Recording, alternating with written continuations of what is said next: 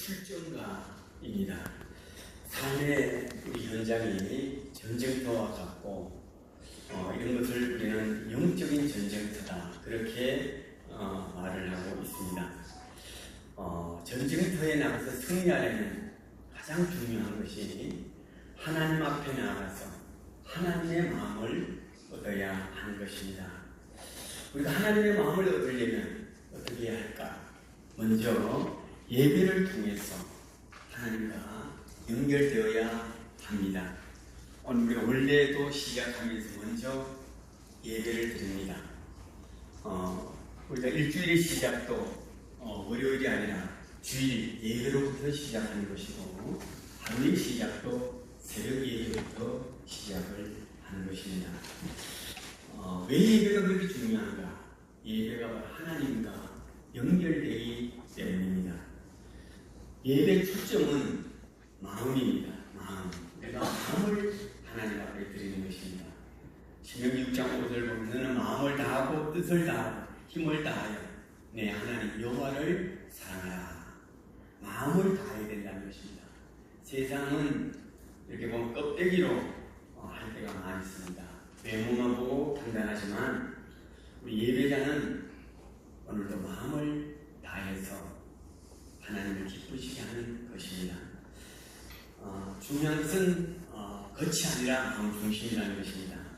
우리 예배자는 마음을 드림으로 모든 것에 길이 열리고 열매가 얻게 됩니다. 마음을 얻는 자가 결국에는 승리합니다.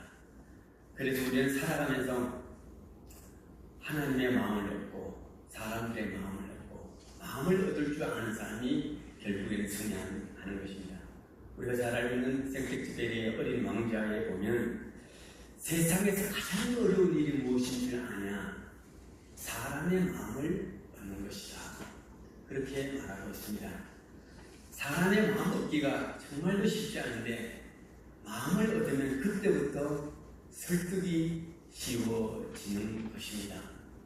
이제 우리나라가 이명박 정부 시절에 아랍에미레이트에 원전을 수주할 때 세계 최고의 원전 국가인 프랑스와 싸워서 우리가 이겼습니다.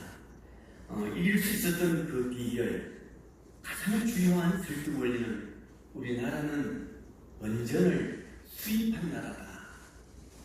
원전을 수입했기 때문에 우리가 너네들에게 더 잘 가르쳐 줄 수 있다. 우리가 원전을 수입해서 그 어려운 그 여러 가지 과정들을 다 할 수 있었다. 수학의 1타 강사가 한번 이런 얘기를 했습니다. 제가 수학의 1타 강사가 될 수 있었던 비결, 저는 수학을 정말 몰랐습니다. 잘 알지 못했는데 제가 수학 문제를 푸는데 뭐가 문제인지 나중에 열심히 하다가 보니까 여기서 내가 막혔구나, 여기서 막혔구나. 다 공부를 더 깊이 하면서 자기가 느꼈다는 것입니다. 그래서 수학 공부를 하는 친구들에게 애들의 냉정이 뭔지, 뭐가 문제여서 얘네들 수학을 어려워하는지 알기 때문에 자기가 그것을 설명해주면 아이들이 전부 다 그래서 역시 일타 강사다 그렇게 이야기를 한다는 것입니다.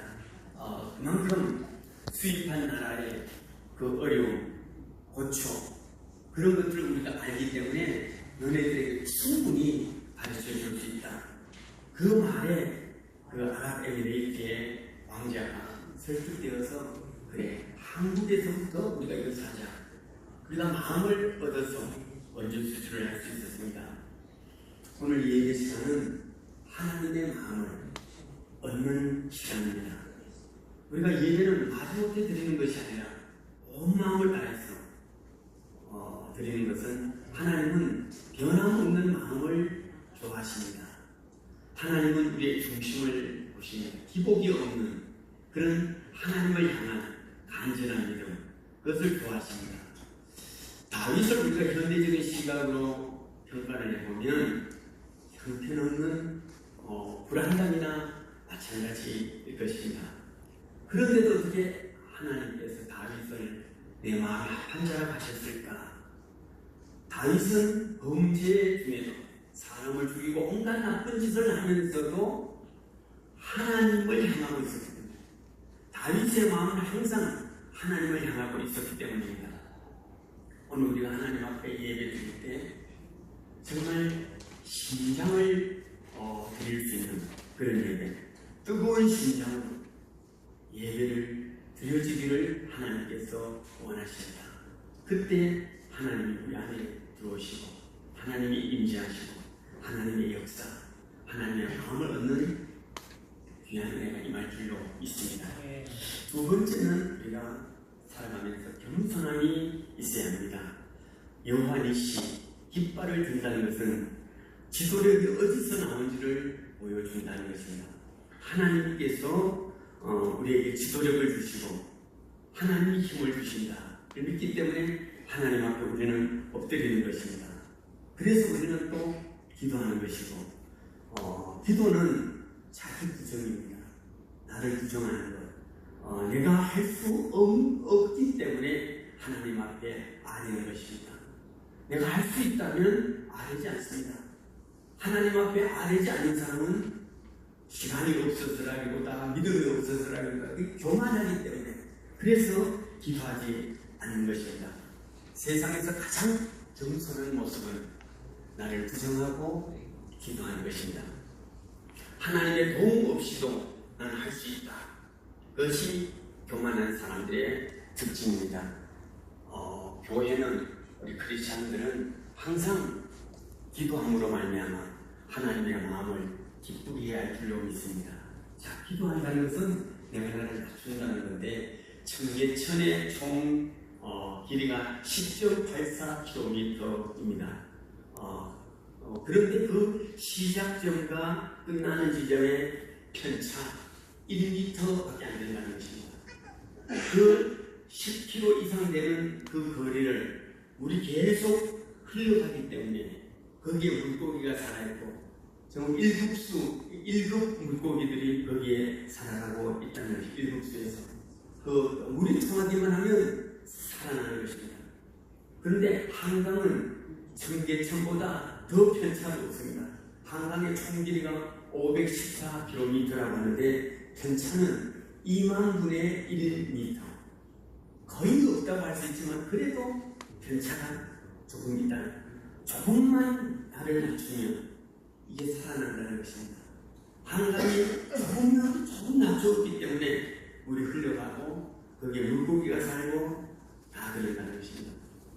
오늘날 삶이 막힌 사람들은 자신을 조금만 낮추면 되는데 낮추지 않아서 그런 것입니다. 저는 시골에서 항상 어른들이 인사를 잘해야 된다. 학교 가서도 그랬지만 어릴 때부터 집에서 인사 계속 강조했습니다. 이제 너가 양반이기 때문에 양반은 인사를 잘해야 된다. 어제는 아침 자수 안 믿겨, 점심 자수 안 믿겨, 저녁 자수 안 믿겨, 늘 인사를 했습니다. 그렇게 하니까 이 서울에 와서도 또 우리 노회에서도 늘 저는 우리 노회원들 있지만 인사는 잘합니다. 그렇게 인사를 했더니 사람들이 저를 인정을 해주고 참 조영대 목사는 교만하지 않다는 걸 다 인정을 사실합니다. 내가 낮아지면 다 뚫리기 시작을 하는 것입니다. 소통이 안 되는 이유, 내가 낮아지지 않기 때문에. 이 세상이 얼마나 불통이었습니까? 하나님과 우리가 불통된 그런 세상을 살아가던 그 당시에 예수님께서 자신을 낮추시고 세상에 성육신하셨습니다. 예수님이 오셔서 하나님과 우리를 뚫어주고 소통되게 하시고 인간과 인간 사이를 또 소통되게 하시고 그 모든 것이 예수님이 낮아지심으로 죽기까지 낮아지심으로 인류를 구원해 주셨습니다. 오늘 우리가 영적인 싸움을 살아가고 있는데 예배를 통해서 하나님의 마음을 얻고 하나님과 연결되고 또 주님의 마음을 본받아서 내가 나를 더 낮추어서 우리 의정부를 성취하시키는 사람을 구원하는 예수님의 모습을 본받아 살아감으로 하나님의 놀라운 능력을 시험하는 우리 의정부 시기록 연예배가 되시기를 간절히 축원합니다. 아멘. 하나님 아버지 감사합니다. 오늘도 우리가 영적인 싸움에서 예배를 통해 하나님과 연결되고 주님의 마음을 본받아 내가 나를 낮춤으로 하나님의 마음을 얻어 승리하고 또 많은 이들을 주께로 인도하는 우리 의정부 기독교가 되게 주여 역사해 주시옵소서. 예수님의 이름으로 기도드립니다. 아멘.